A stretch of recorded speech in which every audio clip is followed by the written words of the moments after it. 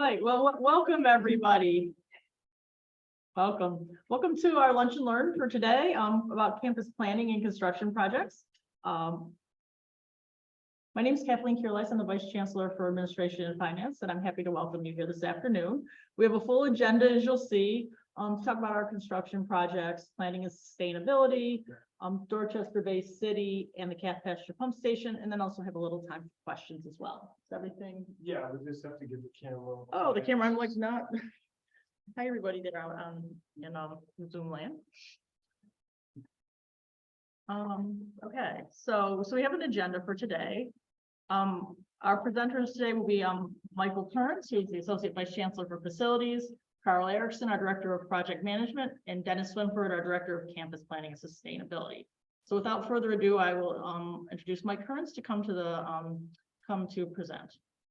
Mike.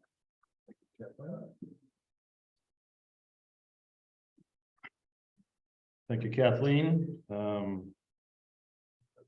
Pleasure to be here this afternoon to do a campus update on construction and projects and planning. One of the things, in addition to planning and construction, is retro commissioning. We've been mentioning that a number of times as part of our efforts to renew the campus. So I wanted to explain a little bit what retro commissioning is. You okay, John? Yeah.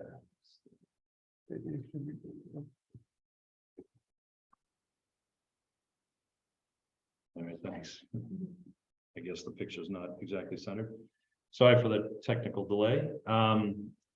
So buildings, for example, this building is approaching 20 years old. When buildings are completed, they're balanced, air balancing, water balancing, the speed of the fans, the speed of the motors, all those kind of things are all set to their optimum capacity. But over time, buildings get out of balance through equipment wearing out, equipment breaking, but adjustments, facilities makes adjustments a lot for specific reasons, hot, cold calls, something may come up. So retro commissioning is an effort to go in and study the building, find out what's working right, what's not working right, and then recalibrate everything to its optimum functionality.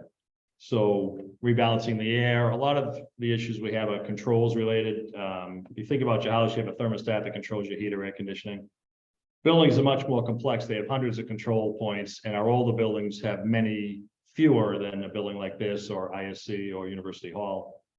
So one of the efforts to fix that and to improve the comfort and the performance of the building is to fix the controls. And building management controls have evolved pretty quickly over the past 20 years or so. They've gone from air-based pneumatic, which is compressed air controlling, to electronic, to really You're just tall.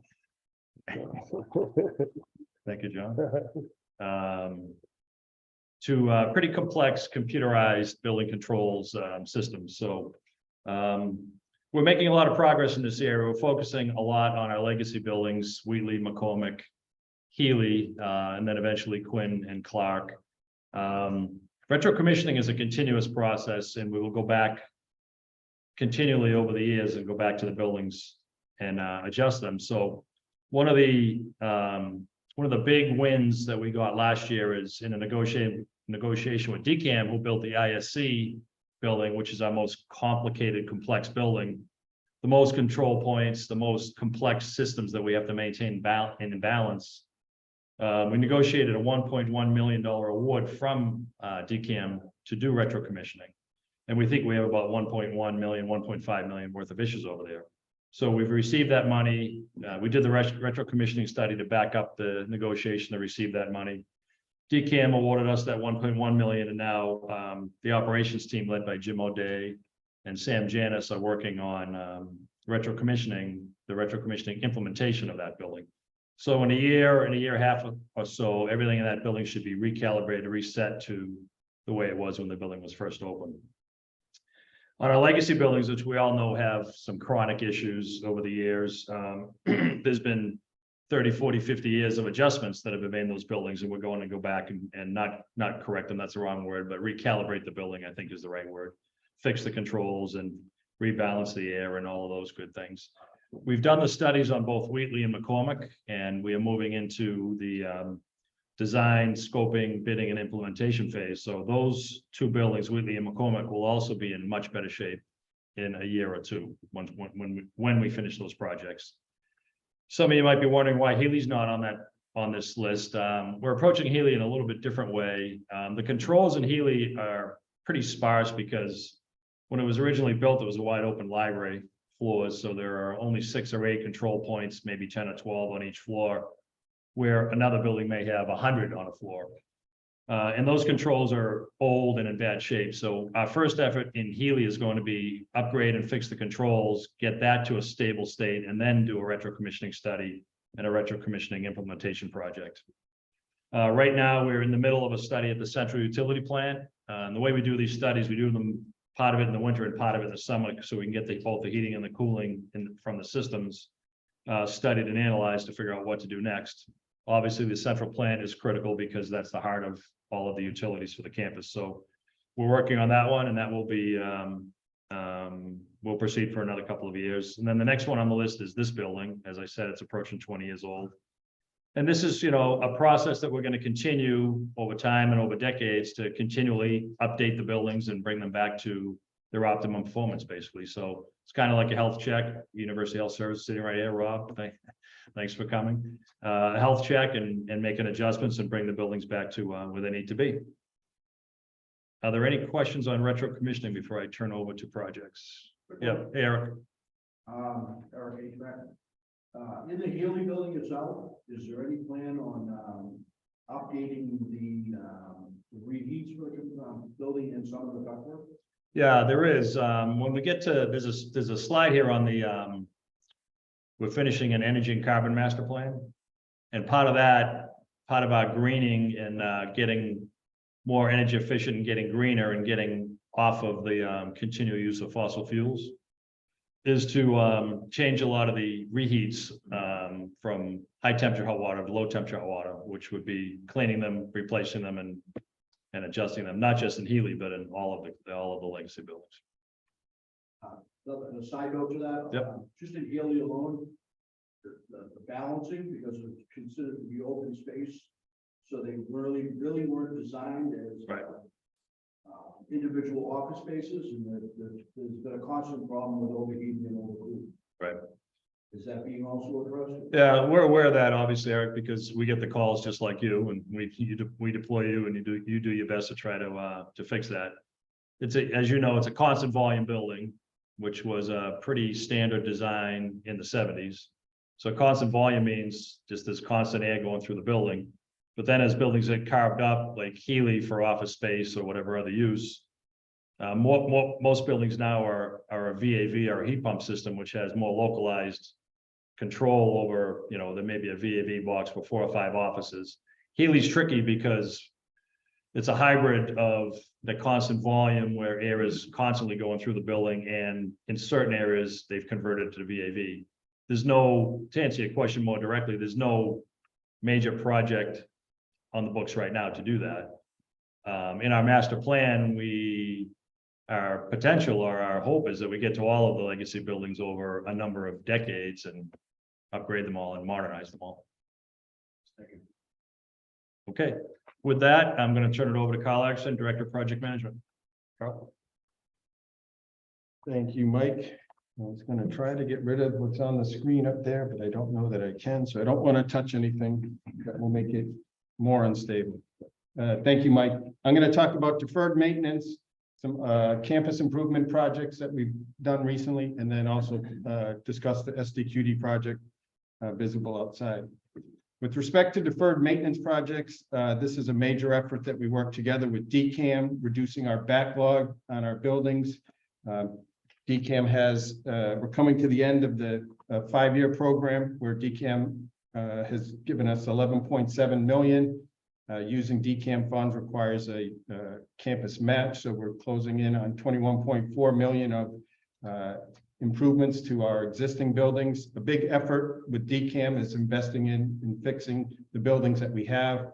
So this program has worked well. In order to accomplish that, we do need consultant resources, and we have now our house doctors for architectural, MEP, structural in place, and that helps us to get through the process of a deferred maintenance project, which I'll mention in a bit. We're also fortunate that DCAM has renewed this program for FY 24 to 28.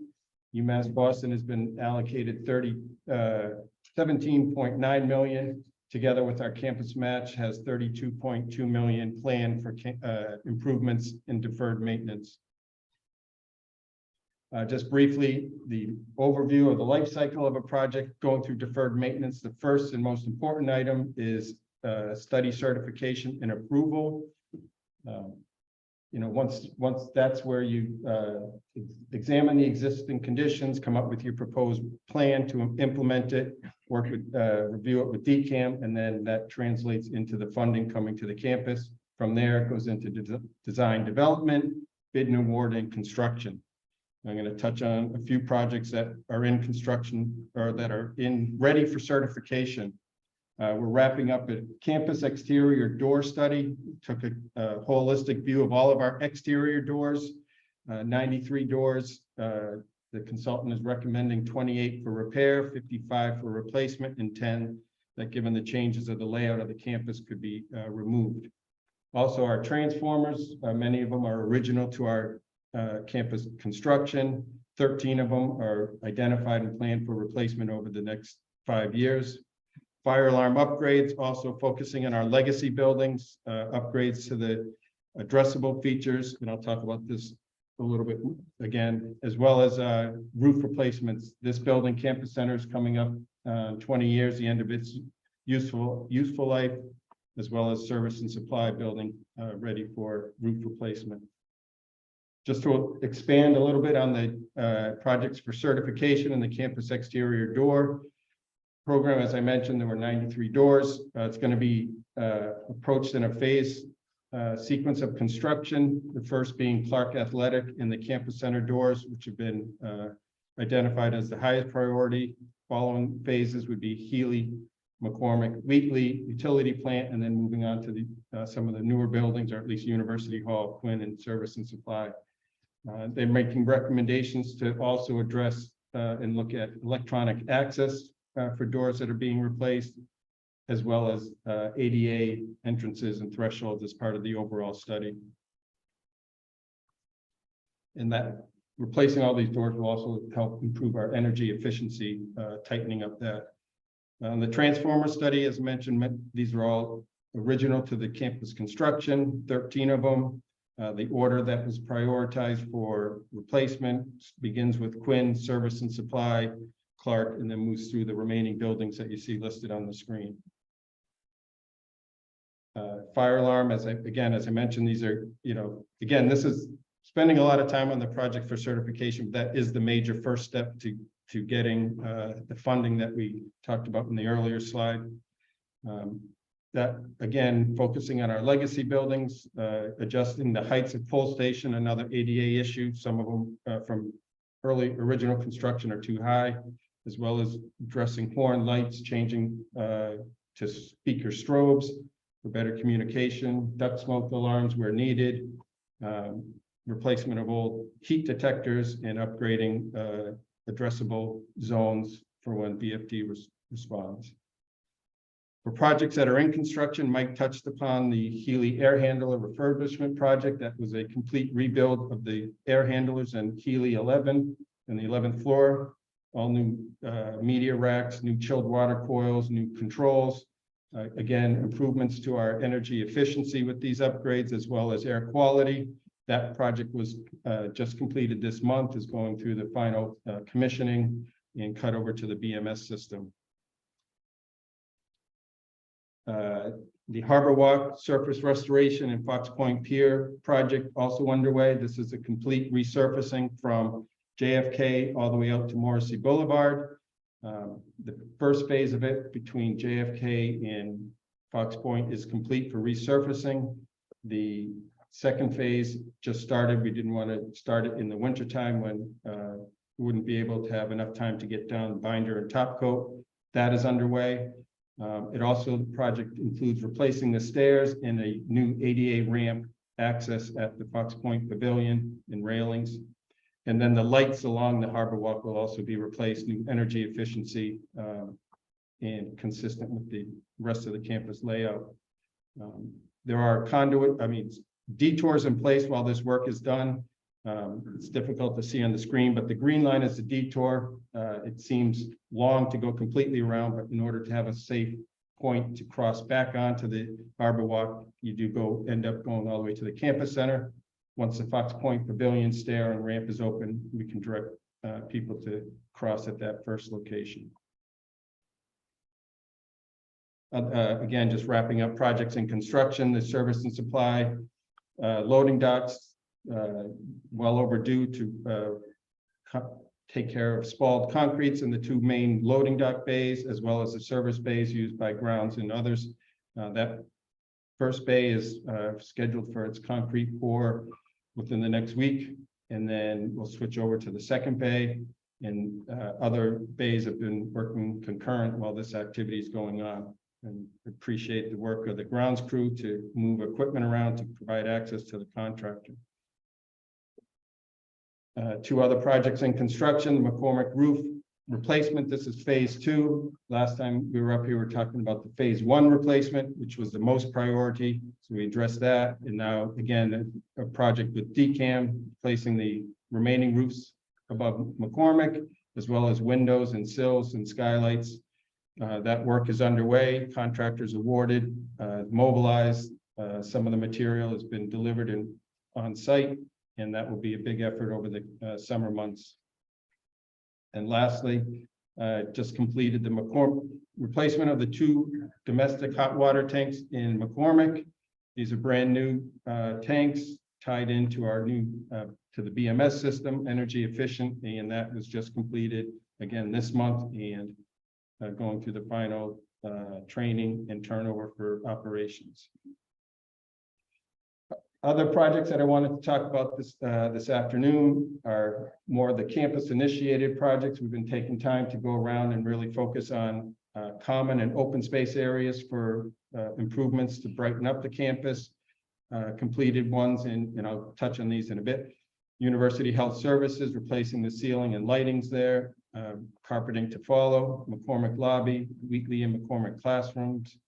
In Healy 10, removing a wall that opened up some additional sunlight coming in, and 2 others targeted for completion by the end of this fiscal year, Snowden lobby and lounge, and the Quinn lobby first floor.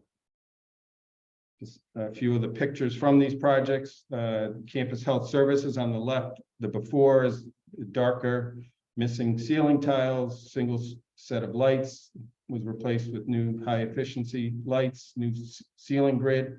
And as I noted before, the carpet is scheduled to be replaced in the next coming weeks, and working closely with staff in that area for access.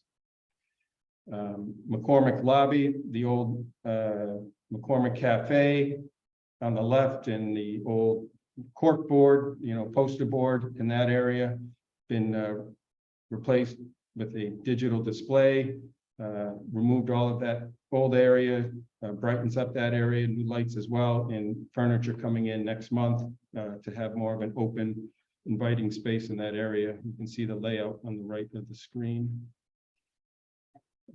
Another wave of classroom improvements Mike touched upon and we talked about last time.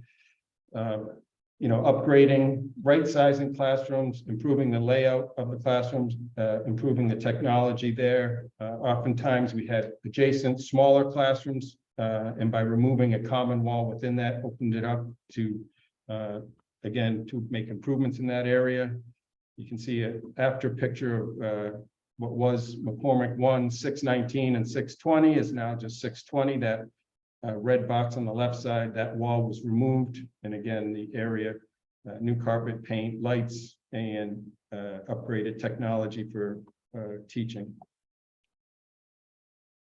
And now touch upon the SDQD project, one of the main items that's visible around campus.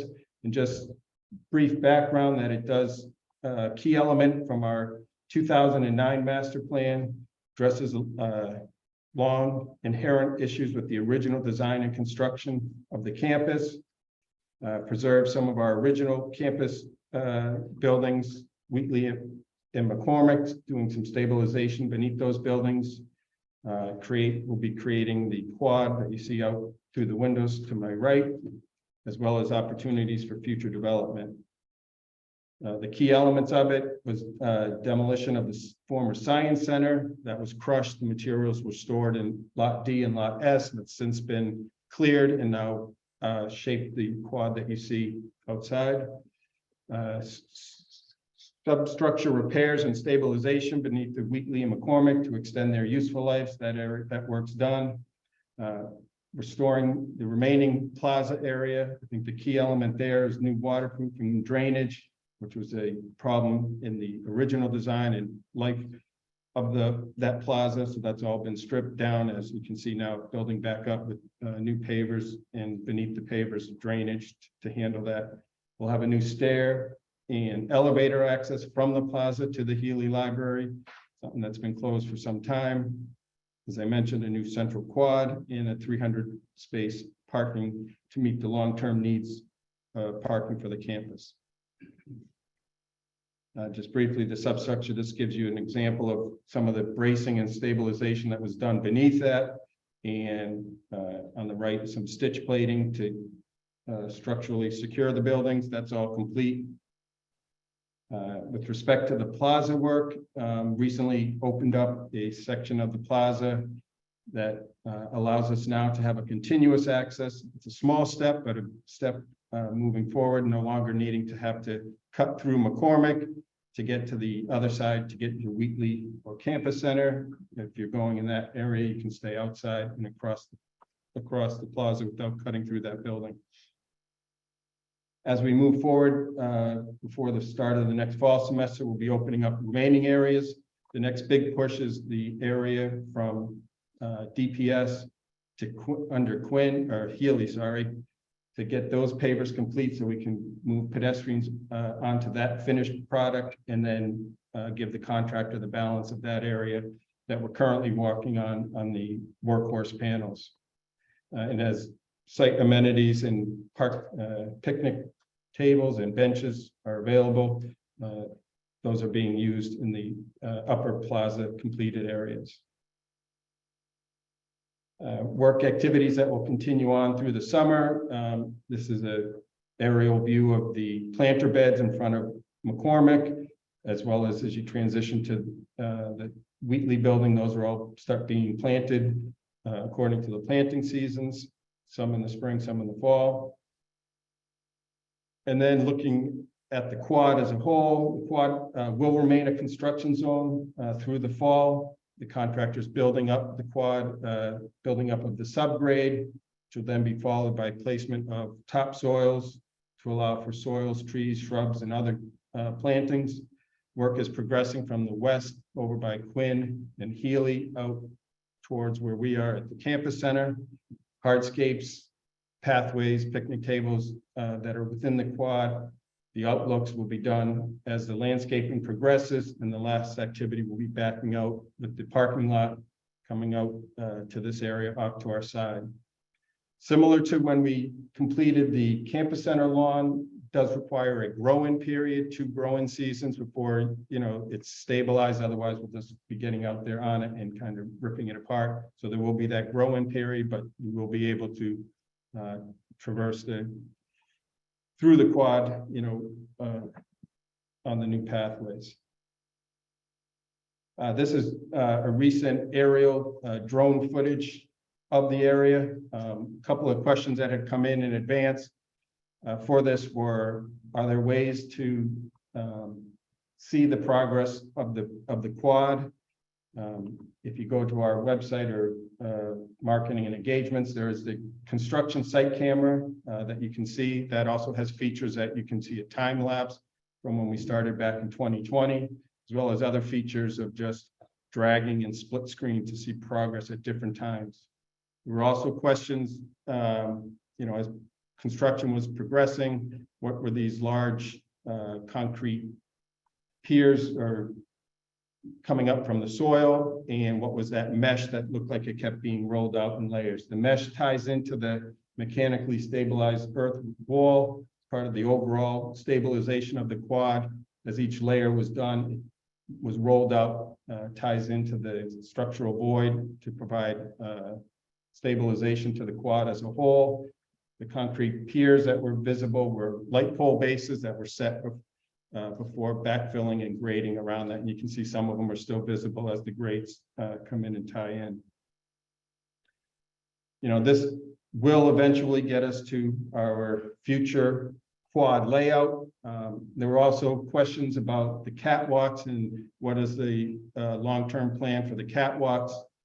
And I think currently those are not in the project, but I think what's important to appreciate is that our means of access throughout the campus will change. All of the paths that you see on the screen are ADA compliant, but we'll start to move. Coming from the west garage, you can approach between Quinn and Clark into the quad and move over across campus. If you were coming from the residence halls, again, you'd be diagonaling across the campus. So our overall means of travel and paths will vary. And I think, you know, it'll be a vibrant and changed campus. You know, this quad will offer a lot of uses, from the basketball court up adjacent to Beacons Walk, opportunities for movie nights on the upper lawn, outlook private areas in the outlook area, recreation, you know, smaller recreation field down by the parking lot. So it's still a little bit away, but hang in there and it will be well worth it in the end. I think it will really be, as we've said, transformational for the campus as a whole, ties into the long-term subsequent master plan, and which is a good segue to my colleague Dennis. But again, if there are questions similar to before this, you can email masterplan@umb.edu, or questions during construction. If there's disruptions that we haven't communicated, please contact Facility Service Response. And I'll turn it over to Dennis. Good afternoon, everybody. Dennis Swinford, Director of Campus Planning and Sustainability. I am going to, how do we check the questions?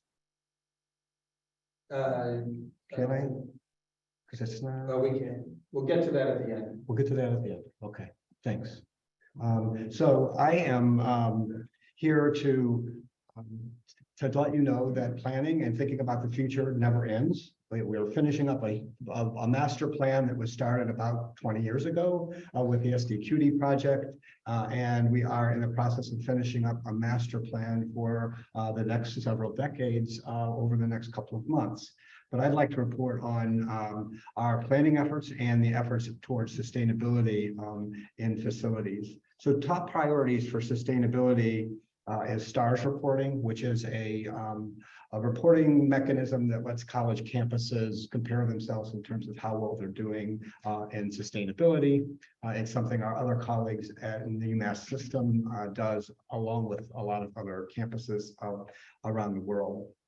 So we're working on doing that and getting our STARS reporting done.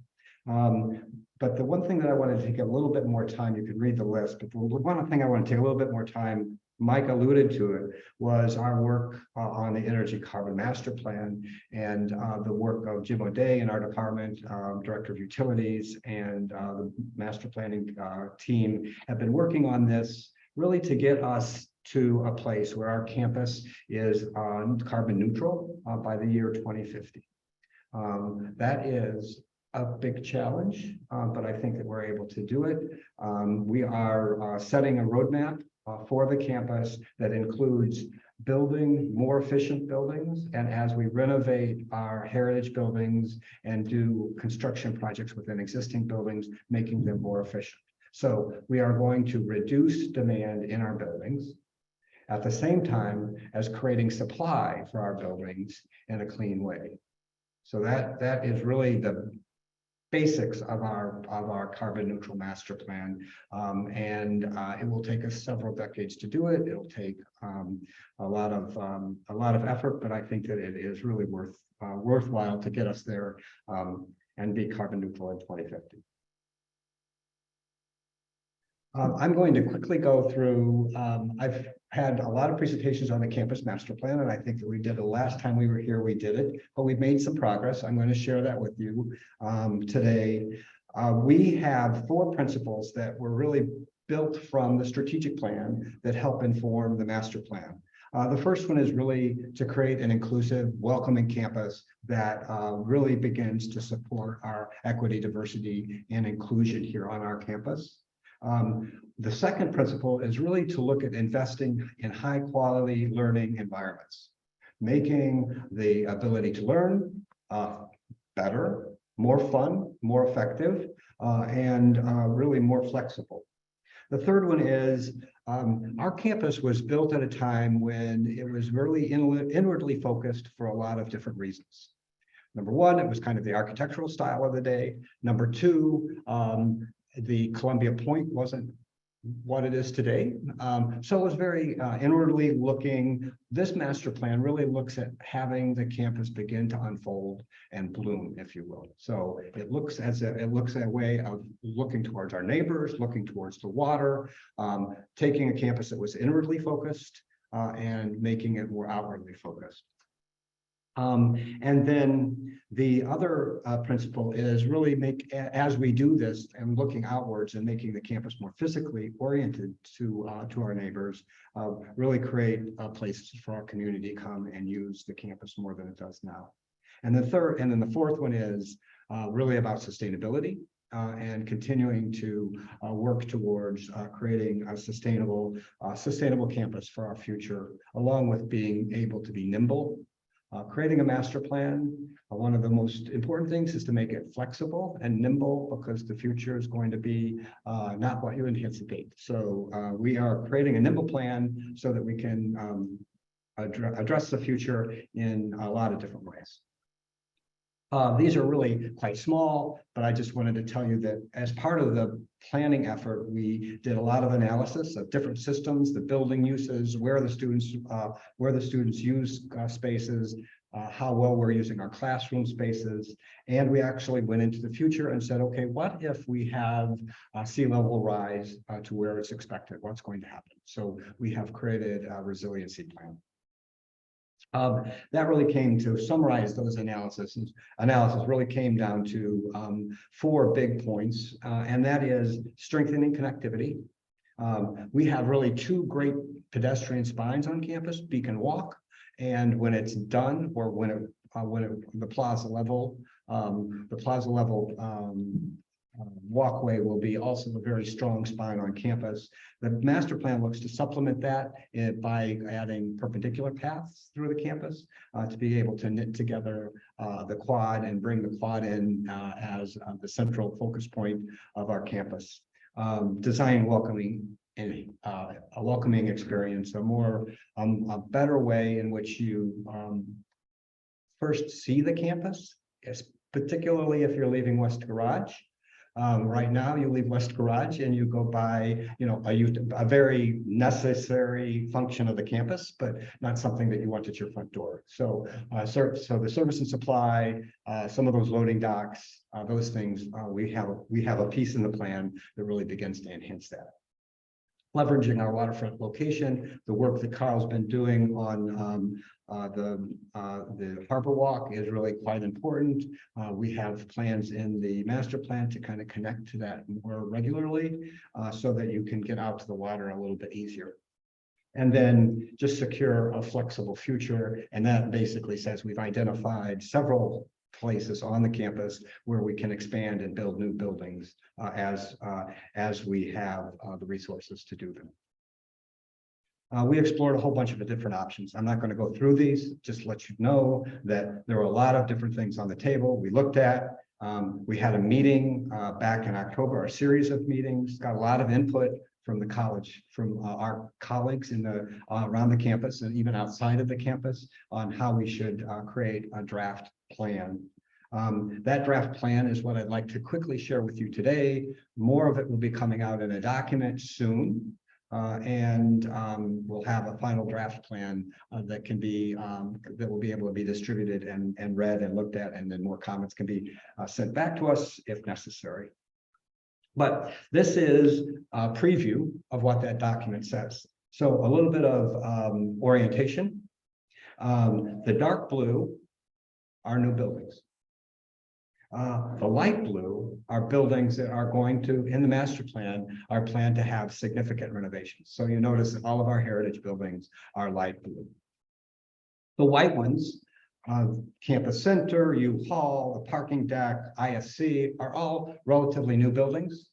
This master plan really doesn't touch those buildings at all, but that doesn't mean we're going to not do deferred maintenance and keep them going. But in terms of master planning, they stay the same. The gray are part of it, is an illustration of what the calf pasture pump station public-private partnership could look like. So those are, that's the key to the colors here. Part of the plan is creating a more welcoming campus where we can directly connect the parking deck to our spine and the plaza all the way down to the new building on the point. Part of the plan and part of the big aspects of the plan is to create more student-oriented spaces at the ground level. Our campus was built as a commuter campus. And it was designed and meant and used as drive-in, go up in the elevators, do what you need to do, drive back down, go back down the elevators, get in your car and leave, right? And it was a time when most students had, I would say, a really, well, I won't speculate, but they had a place to go and study at home.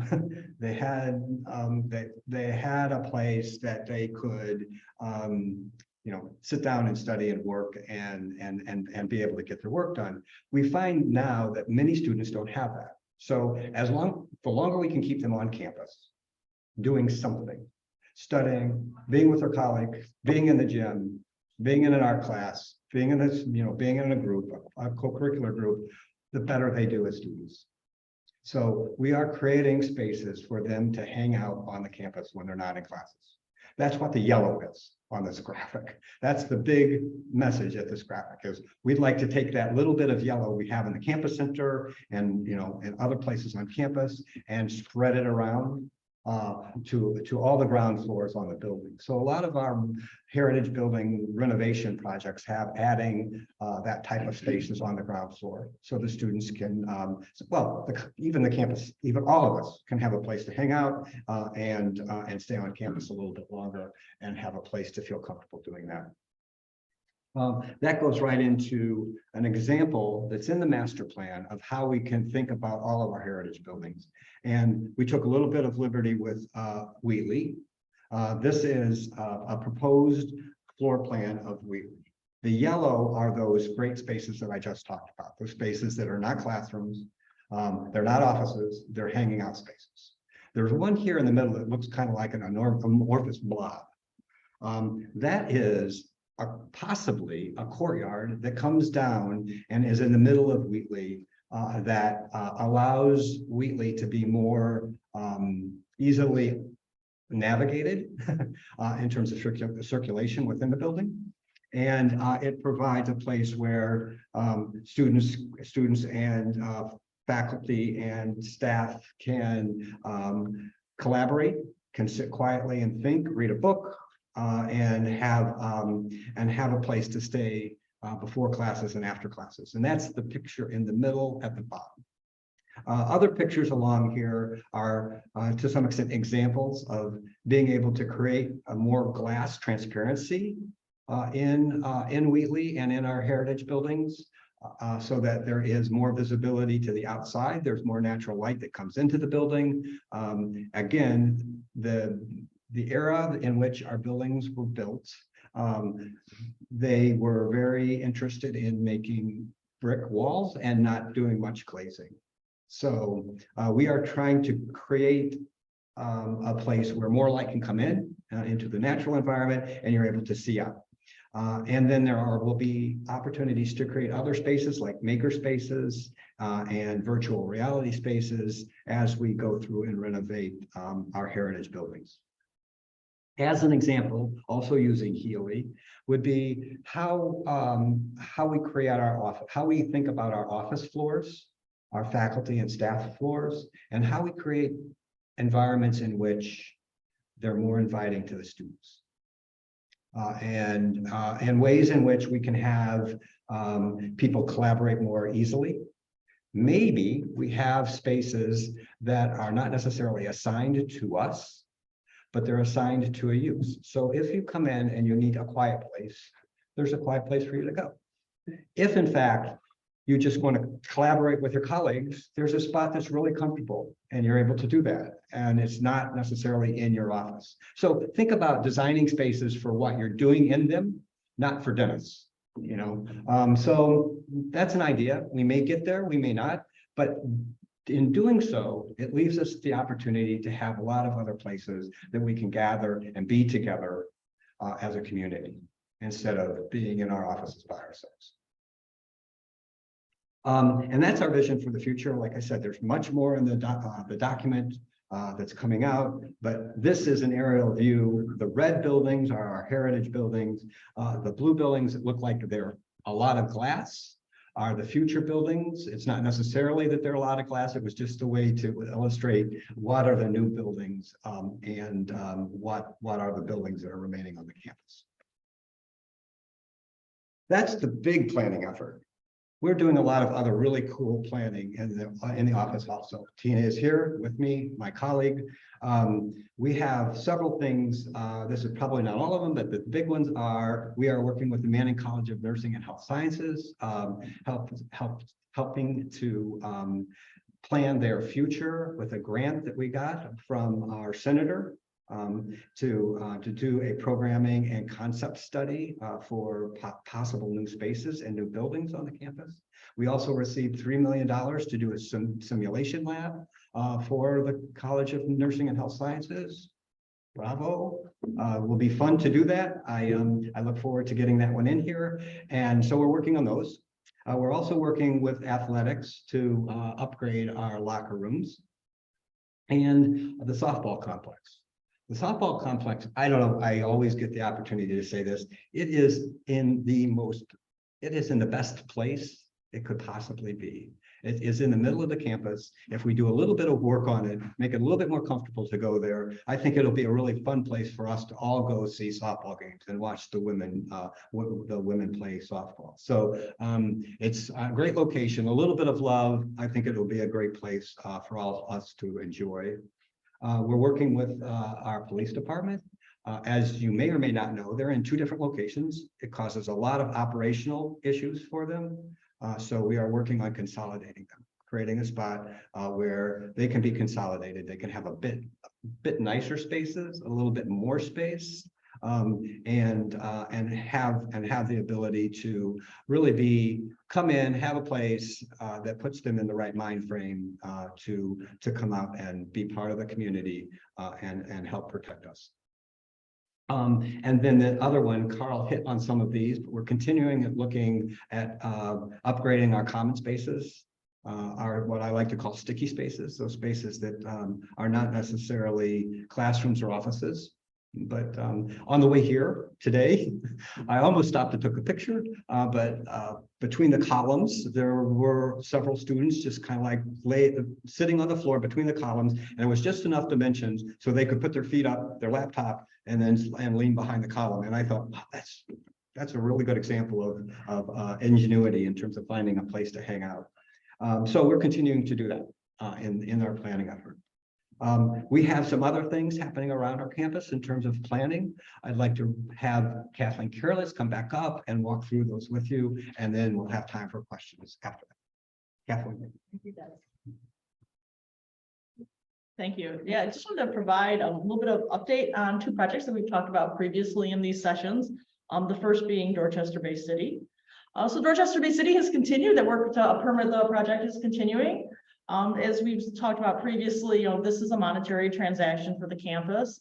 Back in 2019, believe it or not, before COVID, the trustees approved a lease agreement with Capicordia, develop the property to put forward plans with the city And in return, the university would receive compensation. Additionally, the project will provide opportunities for our students, for our faculty and staff to collaborate in the immediate community on a variety of different topics. Accordia is going through the Article 80 process, which is the permitting process the city of Boston has, and it's on the project currently still under review with Boston Planning and Development Agency. There was recently a third round of public comments that went well.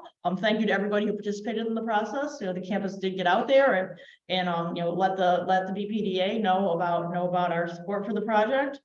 We also are seeing now others who are friends of the campus also voicing their support for the project. So, some of our elected representatives, including Congressman Stephen Lynch and some of the state representatives here from Dorchester and South Boston have they have formally supported the project through the BPDA process, and local organizations like Boston Harbor Now, the Black Economic Council of Massachusetts, our neighbor BC High, and many organized labor unions. The project is currently projected to close on or before December 31st, 2023. So in the next few months, so things are going well. So we look forward to letting the campus know more as this progresses and we hear more from BPDA and Accordia. As part of this work that's been ongoing, Accordia has continued to refine their plan to be responsive to the community and the city for some of the concerns and goals that they have in mind. So they've been continuing to release. This is an example of some of their sketches for their plans. The boardwalk that would be part of the development. And there's a number of different components to the project that have been there from the beginning that have continued to evolve, but just to really help enhance, be part of the neighborhood, be able to provide spaces for business and retail, housing, just certain different things that the campus will be able to partner with and have as part of our community here in Dorchester area. As Dorchester Bay City moves along, the next project we would see at the campus is the Calf Pasture Pump Station, also known as University Crossing. So this includes the Calf Pasture Pump Station that I think some of you can see out the window over there, as well as some adjoining land. This, like the residence hall, will be put forward as a public-private partnership. There'll be space within the project for university use. We're going to be able to tap into the campus master plan, as Dennis mentioned. I mean, we have a little bit of a preview of what it could look like. We're really be looking to engage developers on how could they, develop part of this project to not only help the campus, but the immediate community. So that'll be ongoing. We don't have a exact time frame for that, but we will start to develop that after we see Dorchester Bay City permit. So that's in the works as well. So we haven't forgotten about it. Just wanted to provide an update on that. And so I think that pretty much comes to the end of the content we had for today. So I think a lot of information in a short period of time, but hopefully you found it of use. And I think I just open the floor to any kind of questions that people might have, and I could have Dennis and Carl might help out here as we have any kind of questions that might be. I had a Anything? question for Val and Power Facilities. East-west corridor for the facilities, movement of equipment, things of that nature. Is that going to be put back in play? So when we have large containers, motors, plumbing issues, is there going to be a transport so we can access the freight elevators? Are they going to be interconnected? Kind of touching to what Dennis said, I mean, the McCormick loading dock, which has been out of service for some time, that would be the best and primary area for receiving what you're describing, heavy equipment and others, and it branches out to the two freight elevators for Wheatley and McCormick. And then that gets you up to those, and then from there, Campus Center, U-Haul each have their own loading docks, but that's really the central point that would be intended for receiving. That answers. Now it's probably too late that I finally tried to screen sharing and stuff because I was trying to just get to a couple of questions online, but keep going, Eric. I didn't mean to. Yeah, it was more the when we get things delivered to facilities and stuff, they're dropped at the window, and it's nearly impossible to get them across campus unless you have carts, crates, whatever. There is an area that is built, but I think you're referring to the structural void, and that's a void, you know, there's some equipment piping in there, as well as the sewer that we got away from the lift station for Healy. Sewer line ties in for that. That's access just for serving the mechanical stuff there. It's not really It's not really. no, it's for movement of equipment as you're describing. There's a lot of things that come in through the loading docks, you know, nitrogen that shouldn't be on, you know, public elevators. And they're being. And again, I think, I mean, you're describing areas going to Quinn, but I think increased use and access to the McCormick and Wheatley freight elevators, those are what those are designed for. It has been out of, you know, direct access, always can get access coordinated. But that area needs to come back to the campus. It's, you know, as part of the SDQD project, they took it as they were doing other work. And once that's back, I think that would really change your access that you're describing. Okay. And actually, I'm glad I got an opportunity to come back up here because I'm a little thrown off, but I also wanted to recognize my staff, Paul North, Joe Corkery, Mila, and Ernie Taylor, who, you know, a lot of the projects that I described, I get up here to talk about them, show the highlights of them, but I couldn't do them without their efforts, but I got thrown off on my notes. A couple of questions. We'll try to keep repeating the questions. We will be posting this. We'll work with marketing engagement to get this posted. This is being recorded so that you can also watch it later. Well, and I think it's a long question. I think it would just be best if we can, I'm not really trying to grab the highlights of it. Talking about a specific area in Wheatley 2. We do have that name. I think it might just be easier. I'm not trying to not answer it. I'm just having a hard time synthesizing it as I read quickly. Dennis, I don't know. Oh, is it on the screen? Oh, sorry. Oh, okay. That one is progressing. Joe is, you know, we're getting final quotes for that. Looking at, they have similar to what Dennis was talking about, a common space to go to separate. We're just reviewing that design submittal, but no, that project's still moving forward, and we can follow up directly with those occupants. Thank you, Tina. I didn't know that we can see it. I apologize for those I appreciate those that attended. I apologize that we couldn't get the bar across the top to disappear. I will open it up for any other questions. So on the lighter side, I heard a rumor that the Wheatley pool is going to be open back up again. We'll call you when we go swimming. So, I do appreciate humor in the presentation. So,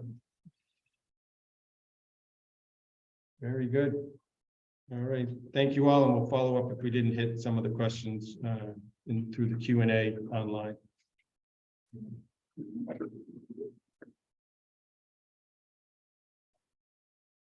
We have